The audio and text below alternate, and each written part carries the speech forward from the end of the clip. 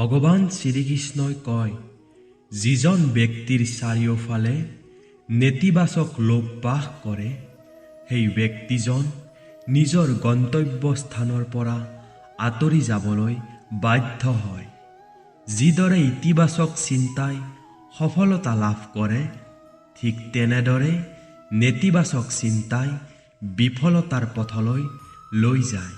কিয়নো আমি যি ভাবোঁ সেয়া হৈ পৰোঁ, আৰু কেৱল আমাৰ চিন্তাৰ জৰিয়তেহে আমি নেতিবাচক আৰু ইতিবাচক ফলাফল পাওঁ। আপোনাৰ বাধ্যতামূলক কামবোৰ কৰক, কিয়নো কাৰ্য প্ৰকৃততে নিষ্ক্ৰিয়তাতকৈ বহু গুণেই ভাল। মানুহ হৈছে এই পৃথিৱীৰ একমাত্ৰ প্ৰাণী যিয়ে কৰ্ম কৰে। সেয়েহে কৰ্ম কৰাটো প্ৰতিজন ব্যক্তিৰ ধৰ্ম। কৰ্ম কৰা ব্যক্তিজনক কৰ্মবীৰ বুলি কোৱা হয়। সেয়েহে নিষ্ক্ৰিয় হৈ বহি থকাতকৈ কাম কৰি থকাটো সদায়েই ভাল। সময় সদায়ে চলি থাকে। ই কেতিয়াও বন্ধ নহয়।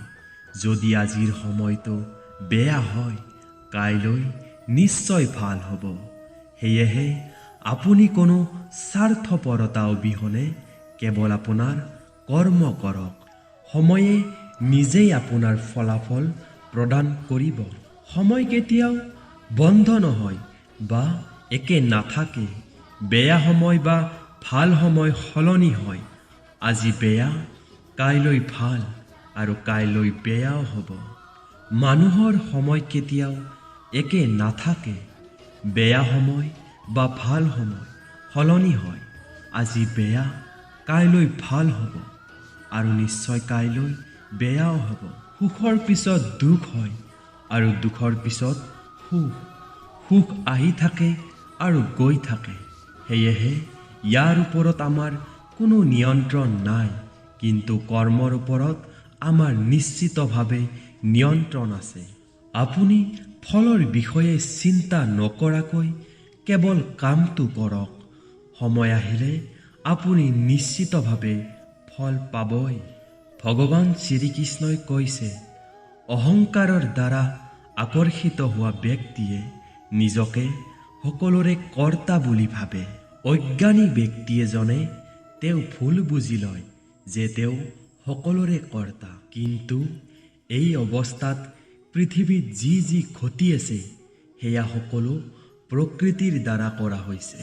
গতিকে যিসকল ব্যক্তিয়ে নিজকে সকলোৰে কৰ্তা বুলি ভাবি অহংকাৰ কৰে, সেইসকলৰ পতন নিশ্চয়কৈ হয়।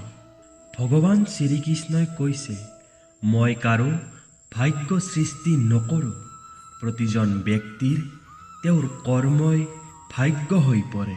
শ্ৰীকৃষ্ণই কয়, তেওঁ কাৰো ভাগ্যৰ সৃষ্টিকৰ্তা নহয়। ব্যক্তিজনে নিজৰ ভাগ্য নিজেই লিখে। আপুনি যেনেকুৱা বীজ ৰোপণ কৰিছে, আপুনি তেনেকুৱা ফল পাব। যদি শিক্ষাৰ্থীসকলে নিষ্ঠাৰে অধ্যয়ন কৰে, তেওঁলোকে পৰীক্ষাত সফল হ'ব। সেয়েহে প্ৰতিজন ব্যক্তিৰ ভাগ্য তেতিয়াহে সলনি হ'ব যেতিয়া তেওঁ এনে কাৰ্য কৰে। যিসকল ব্যক্তিয়ে ভাল কাম কৰে, তেওঁলোকৰ জীৱনৰ সমাপ্তি কেতিয়াও বেয়া নহয়। এতিয়াই হওক বা ভৱিষ্যতেই হওক।